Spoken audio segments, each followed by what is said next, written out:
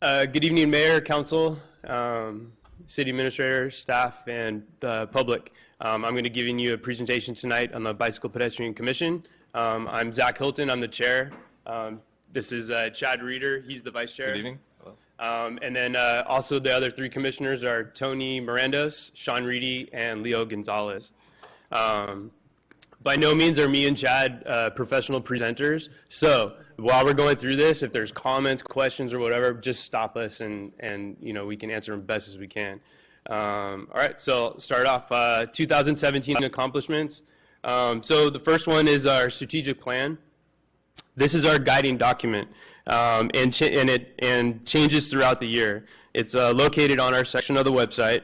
It contains our logo, invitation to the public, goals, action plan, grants, and bike ped projects in the city. It allows new commissioners to come on board and get caught up before the first meeting. It's also a great tool for long-term sustainability for the commission and allows for transparency. We have created all of our written documents that you'll see, and we don't utilize staff time at all for those. The next one, relationships. So we've reached out to work with any board, commission, or committee here in the city. We collaborated with the Public Art Committee for bike racks, and the Parks and Rec Commission for an outdoor BMX track, dirt and asphalt pump track. Having city email addresses has actually helped these relationships. It allows the public to contact us directly and for us to be able to communicate with each other. We work closely with the Santa Clara County Public Health Department, the Bay Area Ridge Trail Council, Silicon Valley Bicycle Coalition, the VTA, Valley Transit Authority, California Strategic Growth Council, and National Complete Streets Coalition. We found Gilroy citizen Carolyn, who now represents Gilroy on VTA's Bicycle Pedestrian Advisory Committee, and she reports back to us each month at our regular meetings. We participated this year in Santa Clara County's Let's All Go to the Park series, Library Bike Fest, and their first Fix-It bike station, and Silicon Valley Bicycles Coalition's annual Bike to Work Day and Bike to School Day. This year, which I think was probably the first time we actually were able to participate in the budget process, we were not included initially, but were given the chance after department and budget projects were submitted to finance. We submitted our top 3 projects and aligned them with your top 5 strategic plan goals. The bicycle racks for downtown were selected, and we're ready to present our proposal to the council. We are recommending that 10 artistic bike racks be purchased for the city to go throughout historic downtown Gilroy, and 1 bicycle corral be created. Gary Walton, president of the Gilroy Downtown Business Association, is also donating a bike fix-it station, similar to the one that's at the library. And we are hoping that the Gilroy Sunrise Rotary Club will still be donating funds for an additional bike racks in downtown. Public outreach. We contribute by open letters to the dispatch, social media posts. We participate in local and regional meetings as much as we can, and we also include the city PIOs on any events that we have going on. One of my favorite things that we did this year is we started a monthly award. It's a great way to interact with the public, recognize those that strive to make Gilroy a better place in regards to bike ped activities. You can find that document to nominate anybody as long as they live in the city of Gilroy. And not only is it good to give recognition, but it's also a great tool for recruitment to commissions to keep people interested.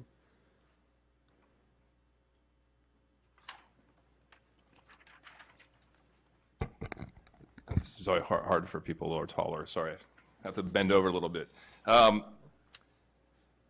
We passed an amendment to our commission ordinance so that we could be more effective and have a voice for the bike and pedestrian projects, and ensure transportation projects include complete streets, which we believe should be a way of life and not just chosen for specific projects. And that should be presented to you early next year. Next. Wow, I'm nervous. Sorry, I wasn't expecting this. Bicycle parking guidelines created from the bicycle parking plan for downtown. It's online, and when we provide it to the city planning along with each commission and committee. It's a way for developers to see what, as a commission, we look for in bike parking, and a way for our commission to evaluate a project when it comes in front of us for review. That's actually the picture of the artistic bike rack that we're proposing. Bicycle parking plan for all downtown districts. Along with downtown bike racks project, we also have created a bicycle parking plan for all the districts in downtown Gilroy. This plan includes input from Gilroy Downtown Business Association, City Planning and Engineering, and our commission. We have plans for the first on-street bicycle corral, which could be planned for bike racks or a bike share program like the Ford Go bike. Does everybody know all the different downtown districts by chance? There's 6 of them. Did you know that? Real quick, Downtown Historic District, Downtown Expansion District, Civic Cultural Arts District, Transition District, Cannery District, and Gateway District. And then bicycle parking map historic, bicycle parking map historic downtown. Thanks to Reed Lerner, architects in downtown Gilroy, who created this map to show the current bike parking opportunities. We have a planned bicycle map that was created as well. We currently have 60 bicycle parking spots in historic downtown. With all the current unused public spaces, we could reach 380 bike parking spots. It's a one-page document that's easy to read on a smartphone or print out. It's on our section of the website as well.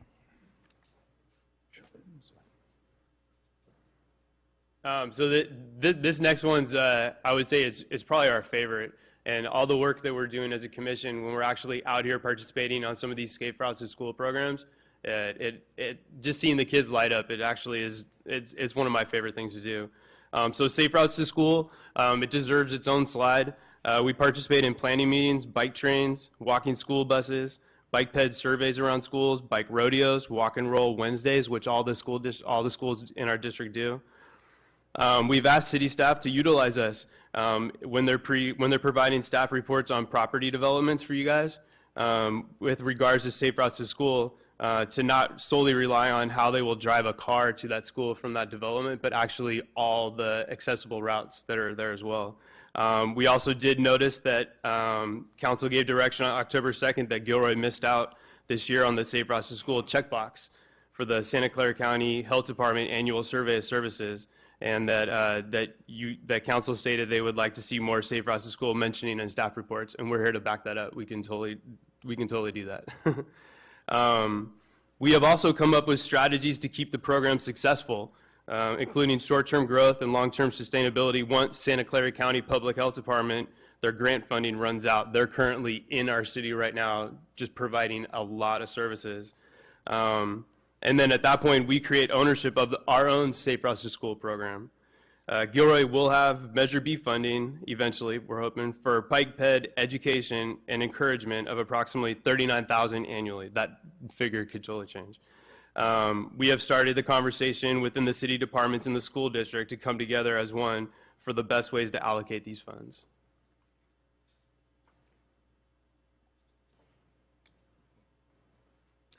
So this is a big thank you for approving this one. The Sidewalk 80/20 program, it's been passed and it's in a SIP project. I mean, this is huge for pedestrians, obviously.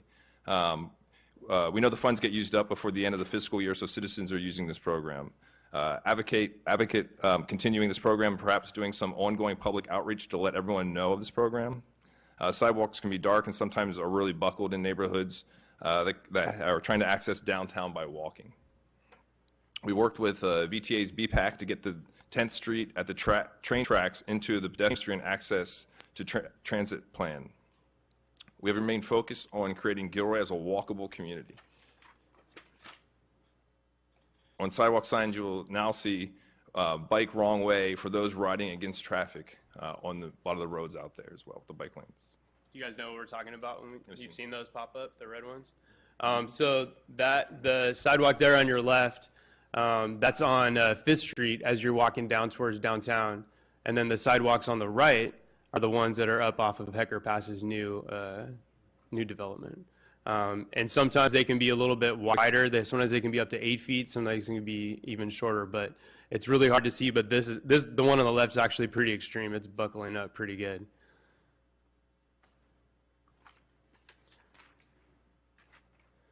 All right, more to come. So green bike lane policy. This is something that we're working on currently to be able to draft up to get in front of you guys. Currently, we're the only city left in Santa Clara County, as far as we know, that does not have a green bike lane policy and implement green bike lanes. So like I said, we're trying to draft that one up right now. So on this next one is going to be talking about buffered bike lanes and protected bike lanes. So the one on your left is the old striping for the city. So those are that's what you consider, that's what is actually on Mantelli. It's not wide enough for a bicyclist to go down there in that lane because a car door will be pretty much open onto the bike lane. The one in the middle is that fresh striping that's on Wellburn, right past Santa Teresa, that goes all the way down towards Church. So that is what you're called a buffered bike lane. That's the standard now. It looks good. There's plenty of room. There's plenty of people for open up their doors, and at the same time, there's room on the left as you see the buffered part. Now, with the one on the right, that's not currently in the city, but that's what's called a protected bike lane. And the good thing about that is that there's no cost associated with building like a concrete facility or anything along there to protect the bicyclists.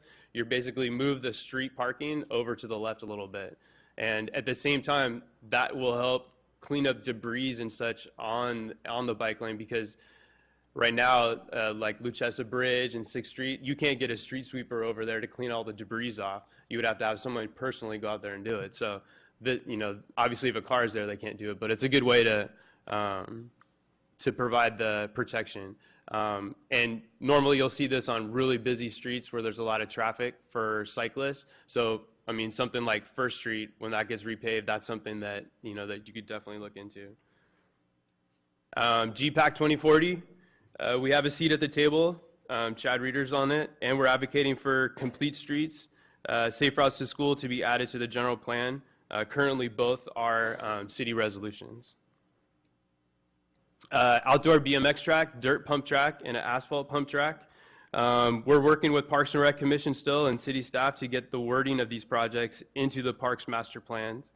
We are always looking for similar projects, such as the city of Watsonville right now is converting an old skate park because they built a new one on the other side of town. So what they're doing is they're taking that old skate park and they're putting an asphalt pump track in there. And they're using like private funds and stuff for that as well. So there's a little mixture. So we're always trying to find out what works in other cities so we can bring that back. I'm sorry, I'm not clear. What's a pump track? I was just going to say. All right. So a pump track is, so we have the skate park that's at Los Animas, right? So basically skaters can start on the top and they go around. A pump track would basically be a structure that's pretty much the same, but there's a starting gate, or not even a starting gate, just a ramp, and then basically a series of bumps and ramps and like places to turn, and it's in a circular format, kind of like a roller rink. Okay, but there's jumps and all that stuff inside of there. So there's the dirt version, which is pretty much like you'll see that at Sea Otter every year in Monterey, where Specialized Bicycle will go down there. They build one. It takes a couple days to build one, and then the kids can just do laps around on it. That's a little bit more expensive to maintain. If you do an asphalt pump track, the maintenance is the same exact one as a skate park, but it's more expensive initially. So that's why Watsonville, I'm sort of paying attention to them, because they converted one of their old skate parks because somebody actually is purchasing and built a new one for them. Does that answer your question? Yeah, thank you. So we have one seat open on the Bicycle Pedestrian Commission. It's a 4-year term. We started recruiting for this position back in September, and obviously the city right now is doing a heavy recruiting. For me, this is kind of like a pay it forward, because when I decided to become involved with the commission, I actually sat in here last year and listened to Leo Gonzalez give the presentation for the Bicycle Pedestrian Commission before I actually turned in the application. So I'm hoping that maybe this will inspire some other people out there to come serve with us. So a couple of people to thank. Donna Taft, she's our recording secretary. She's our liaison within the city. She's been crucial at organizing our agendas, meeting minutes, and ensuring each presentation gets into the online agenda for future reference. We've had a lot of trouble trying to remember, like, when did that happen? Where was that presentation? But she's really good at talking with everybody and making sure that she gets it back online, so it's really easy for us to access and for the public. And And then lastly, we want to take Michael Fisher. He's sitting back here behind us. He's the interim traffic engineer. He's been crucial in sharing his outside perspective on what works in other cities and applying it here in Gilroy. So he's helped out with the green bike lane policy and given us drafts or policies of other cities that it works well. And that's it. If you guys have any questions. Councilmember Leroy Munoz. First off, thank you both for the very impressive presentation. A lot of good information, a lot of good work that you guys have done. With regard to the 10 artistic bike racks for downtown, do you guys have a proposed location for where those would go? Well, so what we thought is we went downtown and we picked out a bunch of open spots. And what we'd like to see is from the main busiest districts right now of people that are walking and enjoying is usually from right around the Art Center all the way down to maybe 4th Street. So working with city planning who actually went out there and they looked at our locations. We're saying any unused public space, if this bike rack will fit there, then put it there. They're really easy to move. They bolt right into the ground. We've talked to Walter here, and it's super easy to put them in. And we want it to be fluid. We want to work with people because if somebody says, "Hey, I want to do an outdoor cafe right here," they just let the city know. They can literally come, unbolt it, and then just, okay, where's the next open spot, and go find an extra spot. But I think it would be good to have them one on every side from 7th all the way down to, or actually Horleen is right there, all the way down to 4th Street as a starting point, and then let it grow from there. Great, thank you. Councilmember Harney. Yeah, thanks guys, and thanks to all the Bike and Ped committee. I mean, you guys are just doing an amazing job.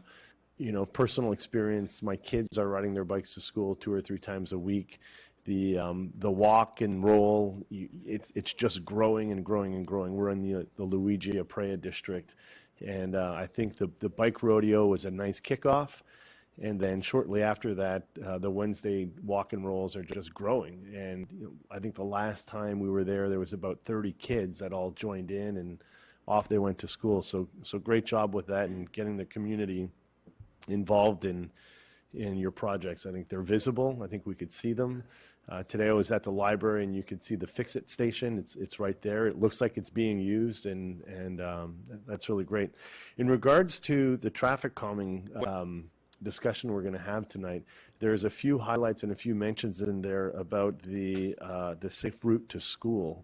What's your vision of safe route to school, and how should that be adopted into the general plan? Do you want to talk a little bit about it too? So the safe routes to school, obviously, you know, our goal is to not have just free-range kids, have free-range people. And so that's a huge part of it, is having the kids being able to get to school, have a safe route there, knowing the routes. We have the county here as well to help us assist in that, and then using the big volunteer efforts on that. My understanding, and Zach's looked into a little bit more, is that right now that was passed via a resolution, and if it's put into the GPAC, then it becomes basically until 2040 forever, basically, is that we always are looking for ways to make sure that the kids have safe routes to school, either walking or riding their bike or whatever, maybe their scooter or whatnot. But again, it's trying to get people, just like I think a lot of us did as kids. You know, we got to school. I work in Palo Alto, so as you're going down the street, you have to watch out for so many kids are using the street and riding their bikes and walking and getting to school. So it'd be great to see that here, especially Gilroy. It's relatively flat. So you don't have these massive hills you have to get up and over to get the kids there. It's a lot easier for them. And two, if you can get a whole bunch of kids together, there's a security aspect to a safety aspect as well, that they're all together. So did that answer the? One of the cool things about the Safe Routes to School program is that they're developing maps for the school sites. So what you'll see on these maps that you can give out, it'll have suggested areas, but those suggested areas are not just something they came up with. They're from the walk audits they did. So when they notice the majority of the kids come this way, or all the bike trains come this way, or the walking school bus you're on, you know, you meet at Sunrise Park and you're going this way. So those will help for us because we see those. So when we see that traffic calming, you know, suggested neighborhood or whatever come to our commission and they ask us, we can provide direct input of, hey, you know what, actually this street right here is on a walking school bus. They actually do this every Wednesday or every month. And the same thing with the bike trains. we're definitely able to incorporate that and give feedback on that, which is, I think, is what you're trying to. Right, yeah, and then just one last question in total different direction here. Do you guys measure or do you have a goal for the number of miles of new bike lanes in the city? Have you guys set any measurable objectives? No, but I like it. I love it. So we'll come up with one. I guarantee next year we'll have one for you. I'll tell you how close we are to getting it. So. Great, Well, thanks. if you look at the 2040 bike map compared, which is not public, compared to what's currently out there right now, that we have still several thousand of them. If anybody wants one, you can see where they converted bike routes to actually bike lanes. So like the one you saw right there in the middle, that's the new thing that's coming out. So it might be all faded in a way, and it's this huge wide street like 6th Street coming down here. It was like built for, you know, like an RV and a double wide trailer. When in actuality, traffic calming, which you'll learn later, is sort of about narrowing the street, making it used for everybody.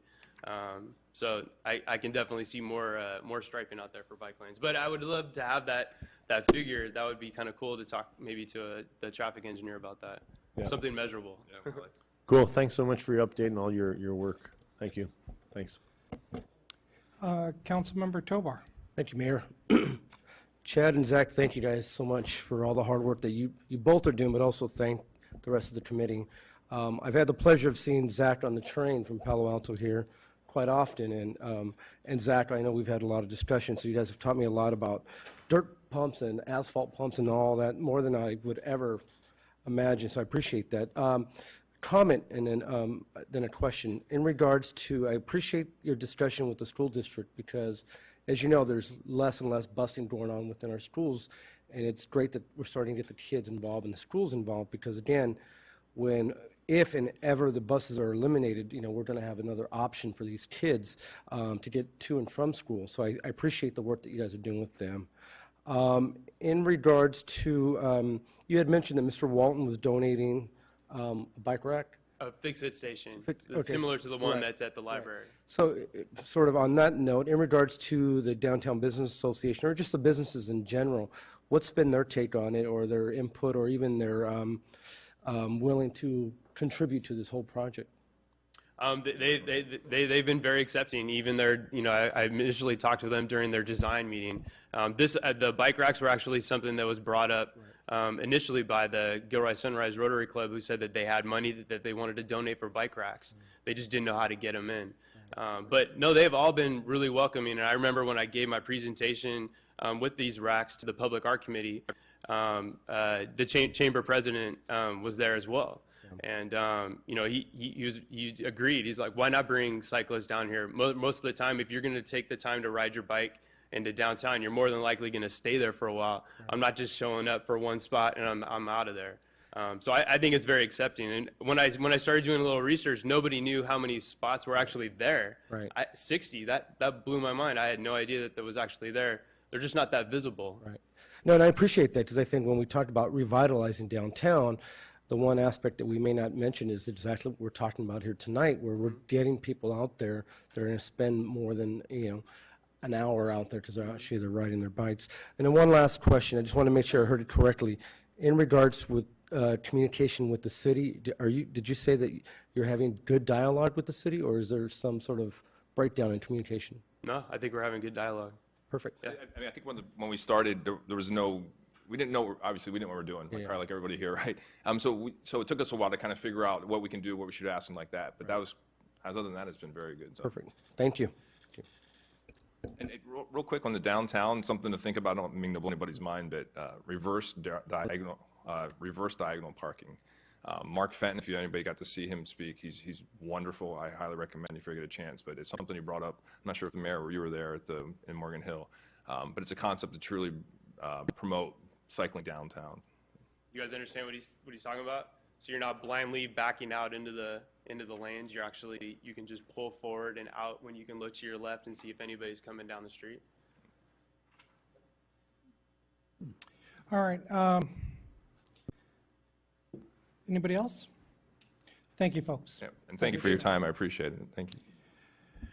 So, Council, with your indulgence, we had a couple of late arrivals for the public comment portion of the agenda, and I really don't want to punish them and make them stick around to the very end. So